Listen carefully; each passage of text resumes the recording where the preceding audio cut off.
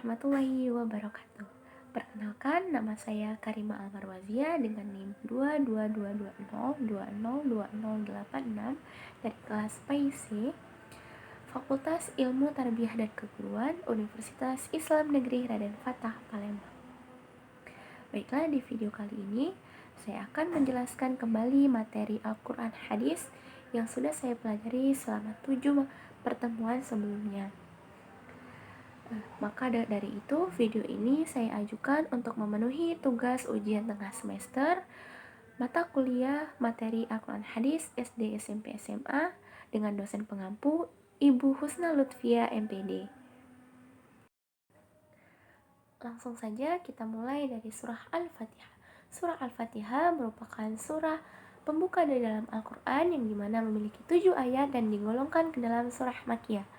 Surah Makkiyah berarti turunnya itu sebelum Rasulullah hijrah ke kota Madinah. Surah Al-Fatihah sendiri memiliki nama lain. Nama lainnya yaitu Ummul Kitab. Ummul Kitab merupakan induknya kitab atau induknya Al-Quran yang dimana isi dari kandungan surah Al-Fatihah ini sudah mencakup intisari dari kandungan seluruh surah di dalam Al-Quran. Dan sebagai asyifa, yaitu obat atau penyembuh. Dan nama lainnya lagi itu adalah sebagai As-Sab'ul Masani. Kenapa disebut sebagai As-Sab'ul Masani? Karena As-Sab'ul berarti 7. Masani sesuatu yang diulang-ulang. Jadi 7 ayat yang diulang-ulang. Diulang-ulang dalam apa? Baik itu dalam sholat, dalam doa, maupun dalam kehidupan kita sehari-hari. Selanjutnya ada keistimewaannya surah Al-Fatihah, yaitu keistimewaannya adalah surah Al-Fatihah adalah surah yang wajib kita ucapkan atau kita lafazkan dan di dalam sholat kita karena sebagai syarat sah dari sholat kita, seperti itu. Selanjutnya asbabun nuzul. Nah, asbabun nuzul dari surah Al-Fatihah sendiri itu belum ada kesepakatan antara ulama karena masih memiliki perbedaan pandang. Namun setidaknya ada beberapa riwayat yang sudah menyebutkan bahwasannya Al-Fatihah sendiri memang diturunkan sebagai petunjuk bagi umat manusia. Selanjutnya itu adalah isi kandungan surah Al-Fatihah. Nah, menarik nih, isi kandungan dari surah Al-Fatihah itu adalah memiliki atau memuat pujian-pujian kepada Allah. Pujian kepada Allah di sini dan memuat permohonan petunjuk atau petunjuk ke jalan yang lurus dan pengakuan atas kebesaran Allah Subhanahu wa taala. Dalam surah Al-Fatihah disebutkan bahwa ihdinas siratal mustaqim. Nah, di sini ihdinas itu berarti kita sebagai hamba itu meminta petunjuk kepada Allah untuk ditunjukkan kepada jalan yang lurus. Jalan yang lurus seperti apa? Yaitu siratal ladzina an'amta 'alaihim ghairil maghdubi 'alaihim waladdallin. Yaitu jalan orang-orang yang engkau beri petunjuk dan nikmat kepadanya. Nah, siapa saja nih orang-orang itu? Yaitu adalah golongan al-anbiya, as-siddiqin, asy-syuhada, was-sholihin. Itu adalah orang-orang yang diberikan nikmat oleh Allah. Sedangkan siapa saja orang-orang yang engkau murkai atau orang-orang yang sesat itu adalah orang-orang yang telah melampaui batas, yang tidak mau menerima dan mengakui bahwasannya Allah sebagai Tuhan yang agung dan esa dan Al-Quran sebagai kitab suci yang harus dipercayai dan sebagai pedoman. Oke. Selanjutnya ada hikmah atau pelajaran yang dapat kita ambil dari surah Al-Fatihah. Adapun hikmah atau pelajarannya adalah pentingnya kita untuk memuji Allah. Memuji Allah dan menyanjung Allah sebelum kita untuk meminta pertolongan Allah. Selanjutnya itu adalah Al-Fatihah itu sebagai sarana kita untuk meminta petunjuk kepada Allah mengenai tadi jalan yang lurus dan kita mengakui bahwasanya. Selanjutnya surah kedua yaitu surah Al-Falaq. Surah Al-Falaq memiliki arti waktu subuh. Surah Al-Falaq memiliki 5 ayat dan digolongkan juga ke dalam golongan surah Al-Makkiyah, yaitu turunnya sebelum Rasulullah hijrah ke kota Madinah. Surah Al-Falaq sendiri itu juga memiliki nama lain sebagai mu'awwizatin atau sebagai permohonan perlindungan atas kejahatan. Keistimewaan dari surah ini adalah selain untuk meminta perlindungan dari kejahatan yang tersembunyi di waktu pagi, surah ini juga sebagai obat atau penyembuh bagi kita ketika kita sedang sakit, yang bisa dibacakan berbarengan dengan surah Al-Ikhlas maupun surah An-Nas. Sedangkan asbabun nuzul surah Al-Falaq itu turun sebagai perlindungan dari sihir ketika Rasulullah itu sengaja dilemparkan sihir sehingga sampai Rasulullah itu sakit. Nah, disinilah surat ini turun sebagai penyembuh Rasulullah dan sebagai perlindungan Rasulullah dari bahaya dari kejahatan sihir tersebut. Oke. Surah Al-Falaq sendiri bagi kita itu tidak hanya bisa untuk sebagai penangkal atau perlindungan dari hal yang gaib saja, tetapi ketika kita merasakan adanya sakit yang fisik dan lain sebagainya, kita juga dianjurkan untuk membaca surah Al-Falaq ini sebagai obat tadi, penyembuh dan perlindungan juga. Oke, selanjutnya ada hikmah yang dapat kita ambil dari surah Al-Falaq ini, yaitu kita diajarkan untuk selalu minta perlindungan kepada Allah ketika kita sakit ataupun ketika dalam hal apapun, mau tidur, mau kemana-mana, kita dianjurkan untuk selalu meminta perlindungan dari segala macam bentuk kejahatan. Nah, kejahatan ini tuh ada banyak ya, tadi yang sudah saya sebutkan, baik kejahatan yang terang-terangan ataupun kejahatan yang sembunyi atau hal yang gaib. Selanjutnya surah ketiga yaitu surah Al-Kafirun. Surah Al-Kafirun artinya orang-orang kafir. Surah ini memiliki 6 ayat dan juga digolongkan ke dalam surah Makkiyah, yang berarti turunnya sebelum Rasulullah hijrah ke kota Madinah. Surah Al-Kafirun juga memiliki nama lain, yaitu sebagai ad-din, atau yang diambil dari kata terakhir dalam ayat terakhirnya, dan juga sebagai at-tauhid yang dimana menegaskan tentang ketauhidan, dan juga nama lainnya sebagai al-munabazah atau al-muqasyaqah yang dimana sebagai kesembuhan dari penyembuh dari penyakit kemusyrikan. Oke. Al-Kafirun itu memiliki keistimewaan surah ini itu karena menegaskan ketidaksepakatan antara kepercayaan Islam dengan kekufuran. Oke. Asbabul nuzul ini turun itu sebagai penolakan terhadap tawaran pengakuan oleh kaum musyrikin Mekah, yang dimana di sana itu kaum kafir Quraisy itu mencoba untuk berkompromi dengan Rasulullah dalam hal agama. Mereka meminta dan mengajak Rasulullah untuk menyembah Tuhan mereka, dan mereka menyembah secara bergantian, dan juga bagaimana dengan cara 1 tahun mereka menyembah Tuhan Rasulullah dan 1 tahun berikutnya juga Rasulullah menyembah berhala mereka. Surat ini diturunkan itu dengan tegas untuk menolak ajakan dari kaum kafir Quraisy. Nah, surah ini juga memerintahkan Rasulullah untuk tidak menyembah berhala yang mereka sembah seperti itu. Oke, karena begitupun sebaliknya, karena dalam ayat itu sendiri itu maka dari itu disebutkan bahwasanya lakum dinukum waliyadin, untukmu agamamu dan untukku agamaku. Nah, jadi secara tidak langsung isi kandungan ini menegaskan bahwasanya orang-orang kafir itu tidak akan pernah bersatu dalam keimanan dengan orang-orang yang beriman, karena Islam sendiri itu mengajarkan untuk tidak mencampur baurkan itu kebenaran dengan kekufuran. Selain itu juga ditegaskan bahwasanya kita tidak boleh berkompromi dalam hal akidah, karena ini dapat mencederai keimanan kita sebagai seorang muslim. Dan hal ini kemusyrikan itu juga sangat dilarang oleh Allah, karena Allah merupakan dosa besar yang menyekutukan Allah gitu. Perbuatan syirik yang merupakan dosa besar. Oke. Surah selanjutnya yaitu surah keempat adalah surah Al-Ma'un. Surah Al-Ma'un artinya adalah barang-barang yang berguna. Surah Al-Ma'un memiliki 7 ayat dan juga digolongkan ke dalam surah Makkiyah yang turunnya sebelum Rasulullah hijrah ke kota Madinah. Surah Al-Ma'un itu memiliki nama lain sebagai surah Al-Yatim. Kenapa disebut sebagai Al-Yatim? Karena di dalam surah ini yaitu terdapat isi anjuran untuk tidak menghardik anak yatim. Dan surah ini juga disebut sebagai surat ad-din, yang dimana pada ayat pertama terdapat kata ara'aital ladzi yukadzibu biddin. Oke. Keistimewaan dari surah ini itu adalah mengajarkan kepada kita untuk berbuat baik kepada sesama, dan tidak untuk melakukan kebaikan itu secara pamrih apalagi sampai menyombongkan diri. Seperti itu.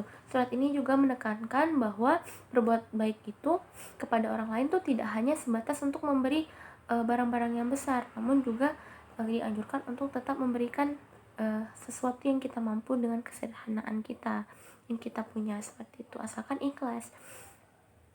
Adapun isi kandungannya surah ini tuh berkenaan dengan sikap orang-orang munafik yang suka memperlihatkan sholatnya, ibadahnya.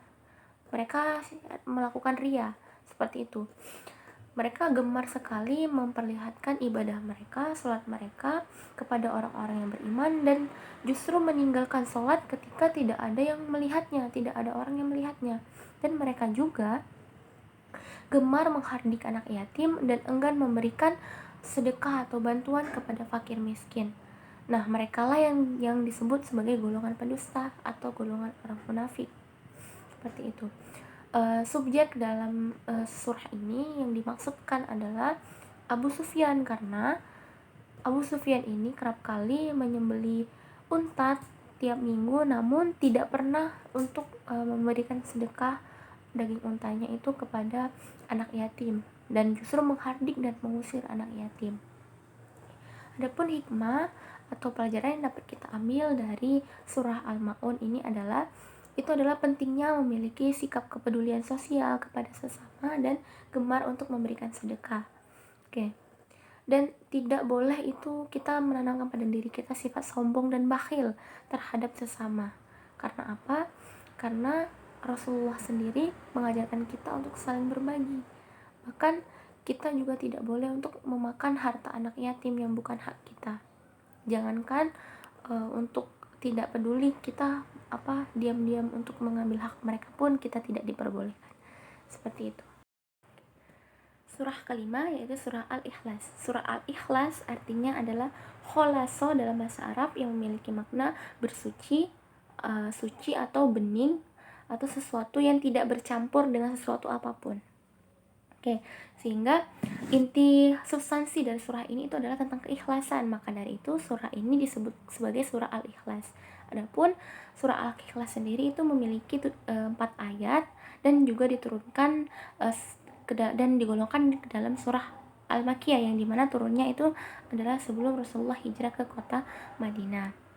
Oke, surah Al-Ikhlas sendiri itu juga memiliki nama lain. Nama lainnya yang pertama tadi itu adalah Al-Ikhlas, yang dimana mengeluarkan sesuatu yang bukan substansinya. Terus yang kedua itu adalah Al-Ifrad, yang dimana mengesahkan Allah. Dan yang ketiga itu adalah sebagai At-Tauhid, yang dimana menekankan bahwa Allah itu adalah Ahad, satu.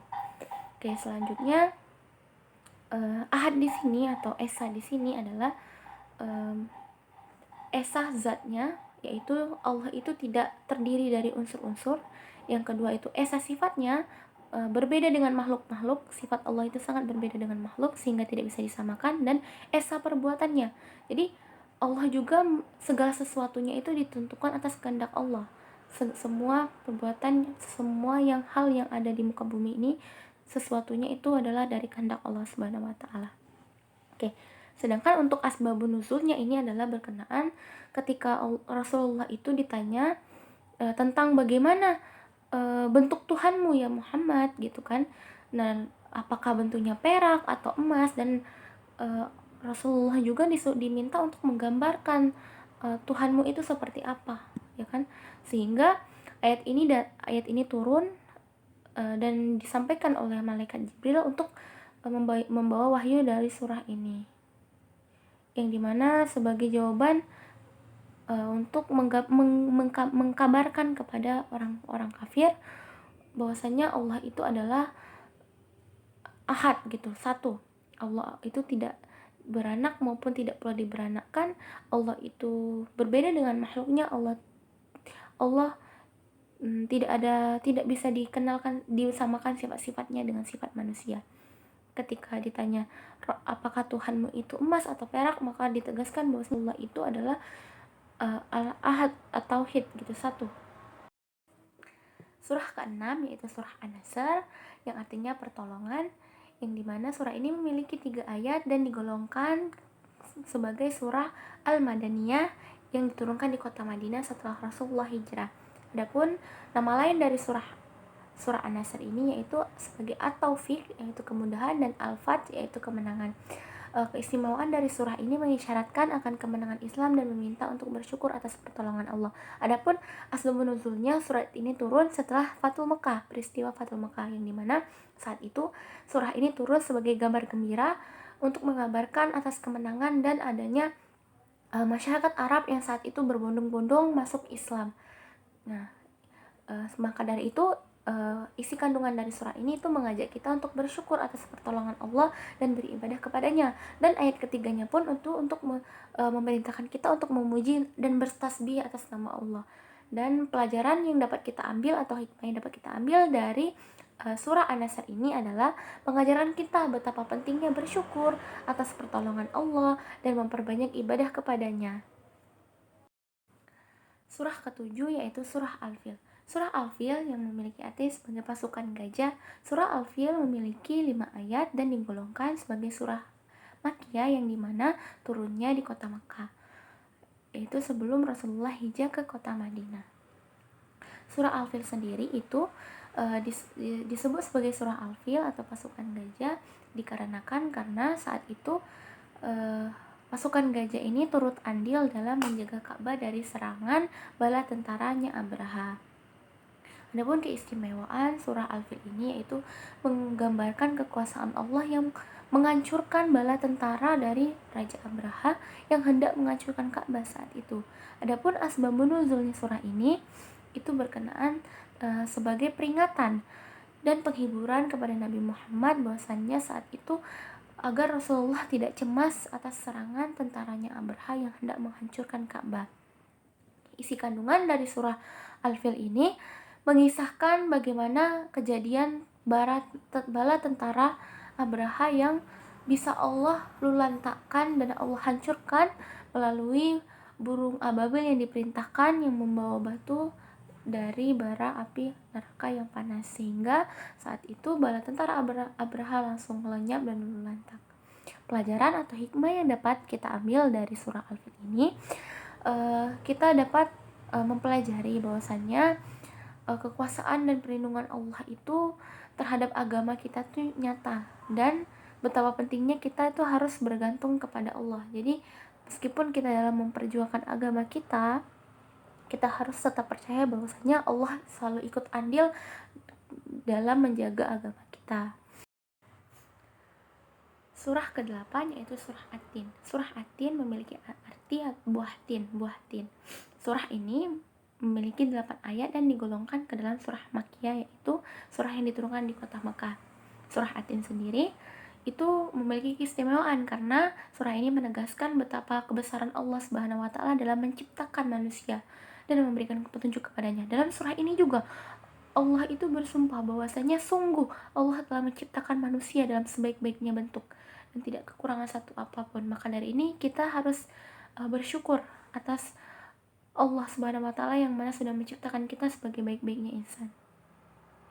Selain itu juga asbabun nuzul dari surat ini itu menegaskan tentang asbabun nuzulnya ini bermula saat ketika sahabat Nabi bertanya kepada Nabi tentang apakah amalan dari seorang hamba yang sudah pikun atau daya ingatnya sudah menurun itu tetap dianggap pahala di mata Allah gitu. Maka turunlah surah ini untuk menegaskan kepada mereka melalui Rasulullah bahwasanya ini merupakan Allah itu sudah menciptakan manusia dengan sebaik-baiknya bentuk. Maka ketika mereka sudah mengalami kepikunan, itu sudah menjadi sunnatullahnya. Nah, masalah amal diterima atau tidak, atau pahalanya diterima atau tidak, itu sudah menjadi takaran yang sudah Allah tetapkan, seperti itu. Adapun isi kandungannya ini mengisahkan tentang kebesaran penciptaan manusia itu dan ancaman kepada orang-orang yang ingkar terhadap nikmat Allah ini, terhadap kebesaran Allah, kepada orang-orang yang meragukan kebesaran Allah.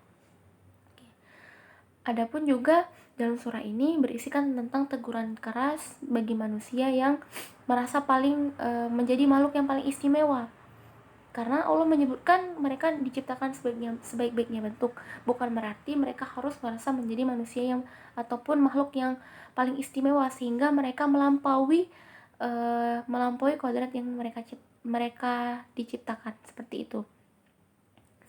Karena nanti mereka akan berakhir tragis karena mereka berada dalam keadaan yang menyedihkan jika mereka sampai tidak beriman atau melebihi batas tadi. Oke, apalagi mereka sampai untuk enggan beramal soleh. Maka dari itu dalam surah ini juga Allah menegaskan bahwa tidak ada yang melebihi keadilan yang maha adil, yaitu selain keadilan Allah. Hanya Allah lah yang memiliki keadilan yang benar-benar adil gitu. Selain itu juga kita memiliki hikmah yang dapat diambil dari surah ini. Surah ini mengajarkan kita betapa pentingnya bersyukur atas nikmat Allah Subhanahu wa taala dan betapa beratnya azab bagi orang-orang yang ingkar atas nikmat Allah tadi. Mungkin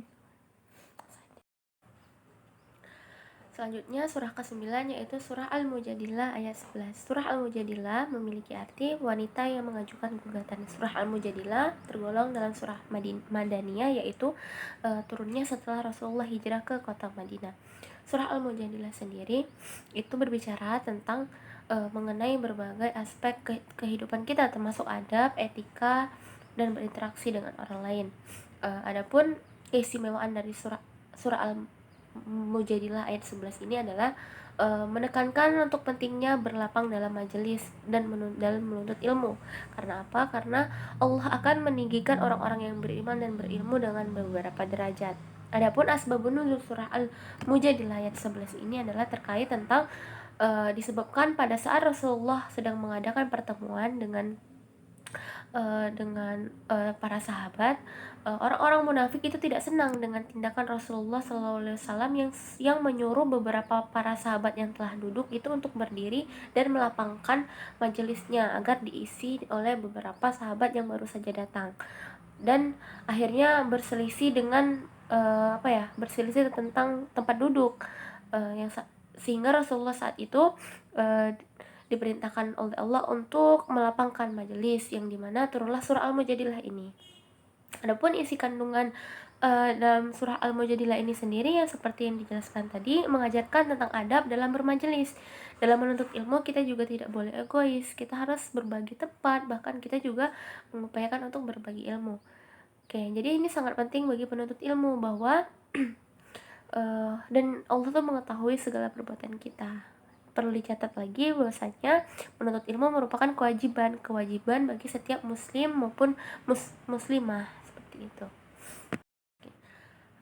Surah ke-10 yaitu surah Ar-Rahman ayat 33. Surah Ar-Rahman memiliki arti sebagai yang maha pengasih. Surah ini mengungkapkan tentang keagungan Allah dan nikmat-nikmat Allah yang melimpah. Surah keistimewaan dari surah Ar-Rahman ayat 33 ini menegaskan bahwa tidak ada yang bisa menghindar dari pertanggungjawaban di hadapan Allah Subhanahu wa taala. Surah ini memiliki asbabun nuzul tentang bagaimana jin dan manusia itu tidak akan mampu melintasi penjuru langit dan bumi kecuali atas kekuatan Allah sendiri. Dari surah ini memiliki kandungan bahwasanya kita diingatkan agar hanya dengan izin Allah lah kita bisa melakukan apapun, dan kita harus tunduk pada kehendak Allah. Surah ini juga mengajarkan kita untuk menuntut ilmu, karena dengan menuntut ilmu cakrawala keilmuan kita meluas dan kita bisa mengetahui tentang benda-benda langit, benda-benda luar angkasa untuk kita pelajari. Sehingga ini juga bagian dari salah satu cara kita untuk mensyukuri nikmat Allah yang Allah berikan kepada kita yang sangat melimpah. Surah ke-11 yaitu surah An-Nisa ayat 8. An-Nisa memiliki arti sebagai wanita. Surah ini membahas tentang berbagai ilmu, berbagai hukum tentang pembagian harta waris, etika dalam berkeluarga ataupun berkehidupan sosial. Surah ini keistimewaannya itu mengajarkan kita untuk berlaku adil dalam membagikan harta warisan dan kepada kerabat, kepada anak yatim, kepada saudara senasab, kepada orang tua. Adapun ayat ini turun setelah hukum warisan itu diatur dalam Islam sendiri. Adapun isi kandungan surah ini itu mengajarkan kita betapa pentingnya berbagi harta dengan orang yang membutuhkan dan harus mengkomunikasikan dengan baik tentang warisan yang sebenarnya agar pembagiannya ini adil. Karena memang warisan sendiri itu memiliki haknya masing-masing, baik itu orang tua, anak maupun istri. Jika kesalahpahaman ini akan menjadi akibatnya fatal yang akan menjadi dosa jariah bagi orang yang meninggalkan warisan. Selanjutnya surah ke-12 yaitu surah An-Nisa ayat ke-146. Surah An-Nisa ini ayat 146 ini memiliki keistimewaan karena menegaskan bahwa bagi orang yang bertaubat dan memperbaiki diri akan bersama-sama dengan orang yang beriman. Bahwasanya di sini Allah lebih menyukai pendosa yang bertaubat dibandingkan orang yang beriman namun dengan secara terang-terangan melakukan maksiat seperti itu. Adapun asbabun nuzulnya ini terkait ayat ini turun sebagai penghiburan bagi orang-orang yang kehilangan saudara-saudara mereka di dalam perang, di medan perang. Adapun isi kandungan surah ini mengajarkan tentang pentingnya taubat dan memperbaiki diri serta kesabaran dalam menghadapi cobaan. Oleh karena itu pentingnya kita untuk bertaubat dan nasuha, bertobat yang sebenar-benarnya di hadapan Allah, karena tidak ada pintu maaf yang tertutup bagi Allah. Allah selalu menerima ampunan bagi hambanya yang mau kembali ke jalannya, mau kembali bertaubat dan mau kembali beriman kepadanya. Selanjutnya surah ke-13 yaitu surah Al-Baqarah ayat 153. Surah Al-Baqarah sendiri itu memiliki arti sebagai sapi betina. Surah ini merupakan surah terpanjang yang ada dalam Al-Quran yang membahas berbagai hukum dan pedoman kehidupan manusia. Adapun surah ini mengajarkan kita bahwa kita harus memohon pertolongan kepada Allah dengan sabar dan salat, karena surah ini sendiri itu menjadi jawaban bagi kita yang sedang mengalami banyak musibah, bahwasannya ujian-ujian yang kita alami itu tidak memiliki makna apapun apabila kita tidak menjadikan sholat dan sabar sebagai penolong dalam segala macam cobaan hidup kita. Adapun asbabun nuzul dari surah ini itu adalah sebagai pengingat, turunnya surah ini itu sebagai pengingat bagi umat Islam tentang pentingnya bersabar dan sholat. Maka bersabar dan laksanakanlah sholat, karena hanya itulah untuk mengingat Allah dan untuk kembali meminta pertolongan Allah dalam segala ujian hidup kita. Isi kandungan surah ini juga mengajarkan tentang pentingnya bersabar dan sholat dan menghadapi ujian. Karena apa? Karena dengan sabar kita bisa lebih dekat kepada Allah, karena dengan sabar kita jauh dari yang namanya mengeluh. Dengan sabar kita bisa lebih mengetahui makna dari ujian-ujian yang kita alami. Dan juga dengan sholat pun kita juga lebih berkomunikasi gitu dengan Allah, sehingga pertolongan Allah semakin dekat kepada kita, karena itu sudah menjadi janjinya Allah kepada kita untuk memberikan pertolongan kepada hambanya. Surah ke-14 yaitu surah Al-Imran ayat 134. Surah Al-Imran ini memiliki arti bahwasanya tentang keluarga Imran. Surah Al-Imran ayat 134 ini memiliki keistimewaan karena mengajarkan tentang keutamaan orang-orang yang berinfak di jalan Allah untuk mencapai ketakwaan. Karena baik di waktu luang maupun sempit kita harus mengupayakan diri untuk berusaha sebaik mungkin berinfak dan menahan amarah, selalu memaafkan kesalahan orang lain dan selalu berbuat baik. Asbabun nuzul surat ini tuh turunnya sebagai pengingat bagi umat Islam tentang pentingnya berinfak dan berbuat baik. Dan isi kandungannya pun mengajarkan kita tentang keutamaan berinfak itu dan berbuat baik kepada sesama. Karena apa? Karena dengan cara seperti ini kita bisa mencapai ketakwaan kepada Allah Subhanahu wa taala. Surah ke-15 yaitu surah Al-Anfal ayat 27. Surah Al-Anfal ini sendiri membahas tentang perang Badar dan berbagai hukum dan pedoman hidup. Keistimewaan surat ini juga mengajarkan tentang pentingnya takwa, ketakwaan, yaitu ketaatan kepada Allah dalam menghadapi musuh.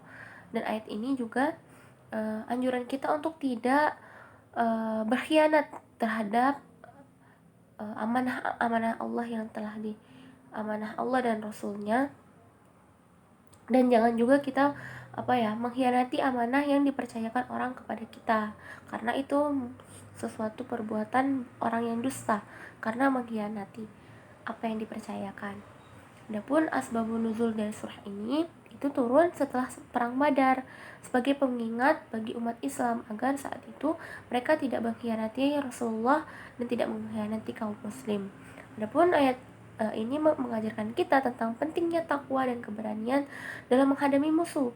Jangan kita seakan-akan berani tetapi pada akhirnya kita mundur paling awal gitu.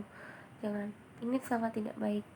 Makanya ayat ini turunnya disinggung pada saat perang Badar.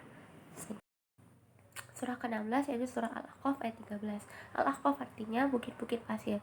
Surah Al-Ahqaf ayat 13 ini membahas tentang keimanan dan keistiqomahan. Karena surah ini memiliki keistimewaan sendiri karena mengajarkan kita berapa pentingnya teguh pendirian dan keistiqomahan dalam ketaatan kepada perintah Allah dan dalam agama. Karena surah ini itu diturunkan sebagai pengingat bagi umat Islam untuk tidak ragu dalam menjalankan kewajiban mereka sebagai umat manusia. Karena apa? Karena ayat ini sendiri itu menjadikan pedoman kita bahwasanya kita harus memiliki sifat yang istiqomah, karena istiqomah itu harus dibarengi dengan keimanan dan juga dengan amal soleh. Bagaimana kita bisa istiqomah? Kita ya harus melakukan amal soleh dan melatih diri kita dengan hal-hal yang kebaikan. Maka di sini kita tidak akan pernah merasakan khawatir ataupun merasakan hampa dalam diri kita, dan tidak pula kita merasakan bersedih hati. Maka dengan ini surah ini juga mengajarkan kita tentang pentingnya rasa bersyukur atas nikmat Allah dan agar kita menghindari kekufuran. Selanjutnya surah ke-17 yaitu surah Al-Furqan ayat 63. Surah Al-Furqan memiliki arti sebagai pembeda. Surah ini merupakan surah ke-25 dalam Al-Quran. Surah ini juga mengandung petunjuk tentang perbedaan antara kebenaran dan kesesatan. Nama lain surah ini itu dikenal dengan Al-Quran Al-Furqan karena dalam surah ini disebutkan tentang Al-Quran sebagai pembeda antara kebenaran dan kesesatan.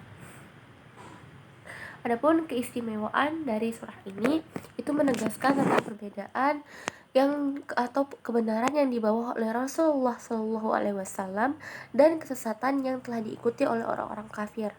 Ayat ini turun sebagai jawaban atas pertanyaan orang-orang musyrik yang mengejek Nabi Muhammad SAW yang menuduhnya dengan menuduhkan bahwasanya Rasulullah itu adalah seorang penyihir atau pengarang kitab. Kandungan dari surah ini menegaskan bahwa orang-orang musyrik yang menganggap Rasulullah adalah penyihir itu adalah dan menyesatkan mereka dari agama nenek moyang mereka, itu tidaklah benar. Sebenarnya Rasulullah hanyalah membawa kebenaran yang jelas dan membimbing mereka dari kegelapan menuju cahaya. Namun mereka hatinya tertutup dan malah menjelek-jelekkan dan menghujat Rasulullah SAW. Selanjutnya surah ke-18 yaitu surah Al-Isra ayat ke-27. Al-Isra memiliki arti sebagai perjalanan malam. Surah Al-Isra ini merupakan surah ke-17 dalam Al-Quran. Surah ini juga mengandung berbagai ajaran tentang kekuasaan Allah, perintah-perintahnya, serta kebenaran hari kiamat.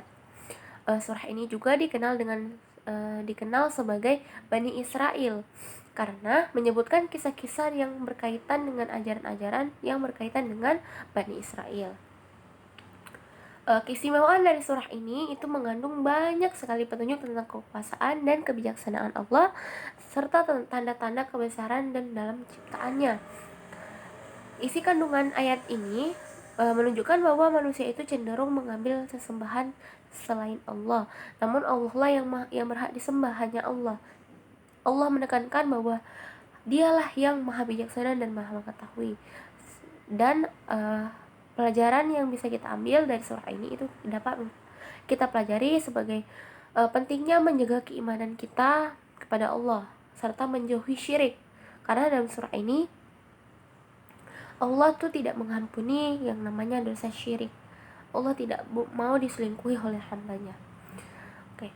Tidak boleh menyembah kepada selain Allah ataupun terhadap sesembahan kepada selain Allah. Surah ini juga mengajarkan kita tentang kebijaksanaan Allah dalam menciptakan alam semesta dan selalu memberikan petunjuk kepada manusia. Surah ke-19 yaitu surah An-Nahl. Surah An-Nahl itu adalah lebah, merupakan surah ke-16 dalam Al-Quran. Surah ini dinamai An-Nahl yang berarti lebah karena terdapat kisah tentang lebah dalam ayatnya yang ke-68 dan ayatnya ke-69. Keistimewaan surah ini itu karena mengandung pengajaran tentang keajaiban penciptaan Allah Subhanahu wa taala, termasuk tanda-tanda kebesarannya dalam alam semesta ini. Asbabun nuzul ayat 114 ini diturunkan sebagai pengingat dan peringatan bagi orang-orang kafir yang mendustakan ayat-ayat Allah. Adapun kandungannya, surah ini membahas berbagai aspek kekuasaan Allah, pemberian nikmat dan tanda-tanda kebesarannya dalam aspek alam semesta. Ayat 114 ini khususnya juga menekankan bahwa setiap kali sebuah peringatan dari Allah Subhanahu wa taala, para orang kafir itu merasa rendah diri dan takut. Karena apa? Karena mereka penuh dengan ketakutan karena tidak memiliki keimanan dalam diri mereka. Adapun pelajaran atau hikmah yang dapat kita ambil dari surah An-Nahl ayat 114 ini adalah kita dapat mempelajari tentang kekuasaan dan kebesaran Allah, kebaikan Allah yang termanifestasi dalam ciptaannya yang luar biasa sedemikian rupa ini. Kita juga dapat memahami pentingnya merenungkan tanda-tanda kebesaran Allah dalam alam semesta ini dan merenungkan peringatan-peringatannya. Karena itulah ketika kita menuntut ilmu, kita bisa mencari jawaban-jawaban atas perenungan kita tentang kekuasaan Allah Subhanahu wa taala dalam alam semesta ini. Surah ke-20 yaitu surah Al-Maidah. Surah Al-Maidah memiliki arti adalah hidangan. Surah ini merupakan surah kelima dalam Al-Quran yang berbicara tentang hukum, termasuk hukum makanan dan minuman, serta hukum-hukum dalam peperangan. Surah ini juga dikenal sebagai surah Al-Hadid atau besi. Keistimewaan dari surah Al-Maidah ini mengandung hukum pedoman tentang kehidupan sehari-hari umat Islam, serta berbagai aturan tentang makan dan minum. Asbabun nuzulnya itu Al-Maidah ayat 90 dan 91 turun sebagai jawaban tentang pertanyaan beberapa orang apakah minuman keras, khamar dan judi itu suatu perbuatan yang diperbolehkan. Sehingga surat ini juga memberikan jawaban bahwasannya hukum tentang minuman keras, berjudi, melakukan kisos dan juga seperti memakan darah, bangkai dan lain sebagainya itu perbuatan yang diharamkan. Dan Allah juga mengingatkan bahwa perbuatan tersebut merupakan dosa besar dan harus dihindari. Hikmah yang dapat kita ambil dari surat ini itu adalah kita menjadikan diri kita itu menjadi makhluk yang selalu memakan makanan yang toyib-toyib saja, yang baik-baik saja untuk tubuh kita.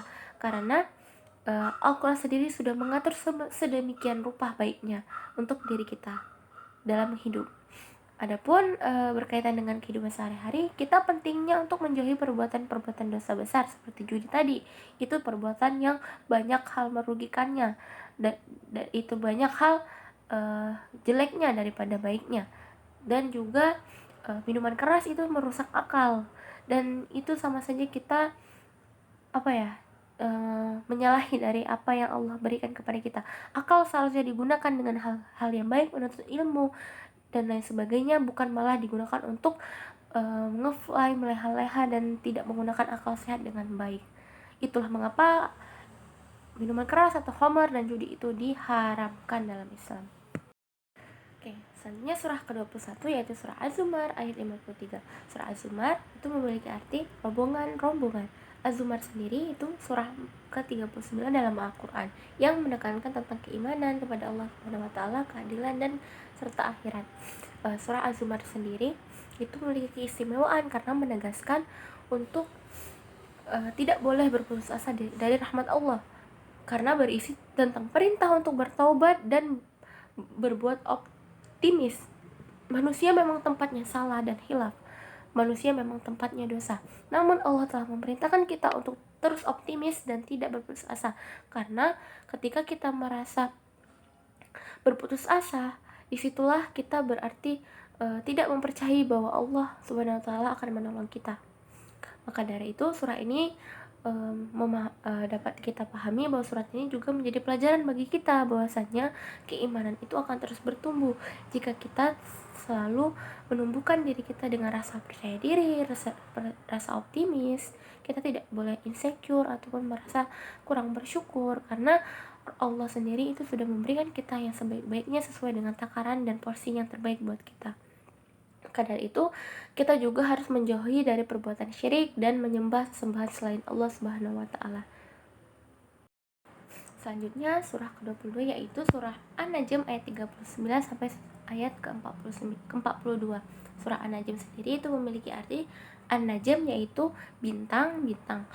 Surah An-Najm merupakan surah ke-53 dalam Al-Quran. Surah ini mengandung pujian kepada Allah Subhanahu wa taala dan penegasan tentang kenabian Rasulullah SAW. Surah ini itu berisi tentang perintah oleh Allah Subhanahu wa taala agar hambanya itu senantiasa berikhtiar dan beramal. Karena dalam surah ini di ayat 39 itu menegaskan bahwa manusia itu tidaklah mendapatkan apa-apa kecuali apa yang ia kerjakan. Jadi usaha itu hasil itu tergantung usaha yang kita perjuangkan, yang kita ikhtiarkan. Maka dari itu, ketika kita menginginkan sesuatu yang lebih baik, kita juga harus berusaha lebih untuk mendapatkannya. Selain itu juga pelajaran yang dapat kita ambil dari surah ini itu adalah mengajarkan kita untuk senantiasa berikhtiar dalam kehidupan kita. Kita senantiasa untuk menyeimbangkan antara doa, ikhtiar, sehingga apa yang menjadi tujuan kita, cita-cita kita itu adalah tercapai dan tidak sia-sia saja perjuangannya. Surah ke-23 yaitu surah Ali Imran ayat 159. Surah Ali Imran memiliki arti keluarga Imran. Surah Al Imran sendiri merupakan surah ketiga di dalam Al-Quran yang mengandung berbagai pelajaran tentang keimanan, jihad, dan tawakal kepada Allah Subhanahu wa taala. Surah ini mengandung banyak hikmah dan pelajaran tentang keimanan dan jihad fisabilillah, karena pada surah ini sendiri itu asbabun nuzulnya itu ketika peristiwa setelah perang Badar, yang dimana saat itu Rasulullah SAW sedang mengadakan musyawarah untuk memutuskan perkara nasib tawanan-tawanan perang yang sedang ditawan, karena saat itu posisinya kaum muslimin posisinya menang dari perang tersebut. Musyawarah pun tak berlangsung lama dan dengan lancar karena adanya perbedaan pendapat antara Abu Bakar dan Umar bin Khattab. Maka dari sini surah ini mengajarkan kita bahwasannya dalam segala sesuatu perkara itu harus dirembukkan atau diambil jalan tengahnya melalui musyawarah. Hikmah yang dapat kita pelajari adalah perlunya sikap saling menghargai perbedaan pendapat, rasa lemah lembut dan kasih sayang ketika kita berinteraksi dengan sesama, serta pentingnya menjalani hubungan yang baik dengan cara apa? Dengan cara berkomunikasi yang baik, bermusyawarah yang baik juga. Surah terakhir yaitu surah Al-Hujurat ayat 13. Surah Al-Hujurat yang memiliki makna hujrah atau kamar-kamar atau bilik-bilik. Surah Al-Hujurat sendiri merupakan surah ke-49 di dalam Al-Quran yang menekankan tentang pentingnya saling menghargai, toleransi, etika sosial dalam bermasyarakat. Surah Al-Hujurat sendiri itu mengandung banyaknya ajaran tentang menghargai tata krama dan hubungan antar manusia.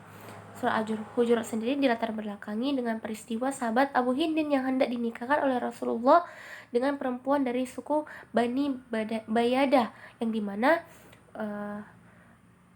Abu Hindin itu merupakan mantan bekas budak. Nah, tanggapan dari pihak wanita itu menganggap bahwasannya Abu Hindin itu tidak pantas untuk dinikahkan karena dia adalah orang yang hina, mantan budak, tidak pantas seperti itu.